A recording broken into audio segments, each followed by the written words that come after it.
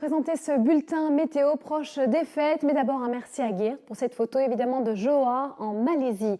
Sans plus tarder, vos prévisions évidemment pour ce mercredi 24 décembre. On se rapproche très nettement des fêtes, du réveillon de Noël et on commence en Europe. Sur le continent, on sera bien par ce mercredi sous l'influence, en tout cas en France, d'une nouvelle perturbation. À l'arrière, c'est-à-dire sur l'Angleterre et une partie de l'Irlande, on sera sous l'influence d'un temps relativement calme et clément avec quelques averses, un peu moins en Écosse où là on devra subir l'assaut de quelques précipitations. Sinon, c'est l'influence d'une vaste perturbation qui va s'étendre même jusqu'en Scandinavie, apportant des chutes de neige sur le centre de la Suède, à Helsinki, c'est sûr, avec toujours des pluies qui seront abondantes à Vilnius ou Varsovie. Moscou affichera un temps sec, mais jusqu'à moins 3 degrés. Sinon, sur l'Europe centrale et méridionale, on sera baigné de soleil et surtout de beaucoup de douceur. C'est l'influence d'une crête anticyclonique poussée par l'anticyclone des Açores. Et pour l'instant, on va survoler ensemble le monde, d'abord le Canada et les États-Unis. Phénomène marquant, cette vaste perturbation qui s'est décalée vers Chicago et New York, apportant des pluies généralement abondantes et un mercure très doux.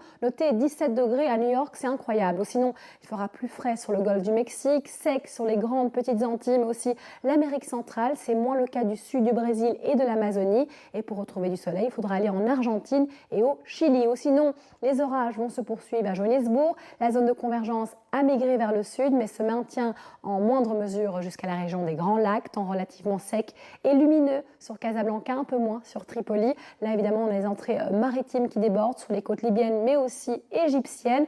On retrouve le soleil généreux à Kaboul, un peu moins à Islamabad, toujours un peu perturbé. Sinon, quelques champs nuageux qui seront fréquents à Bangkok, en lien avec cette zone de convergence qui s'étire jusqu'au Timor, le nord de l'Australie aussi. Et pour le sud, vers Melbourne, ce sont des entrées maritimes et ailleurs, ce sont des nuages élevés entre Canberra et Brisbane. Sinon, ça reste menaçant sur les îles du Pacifique. On termine par la Chine avec généralement un anticyclone bien puissant.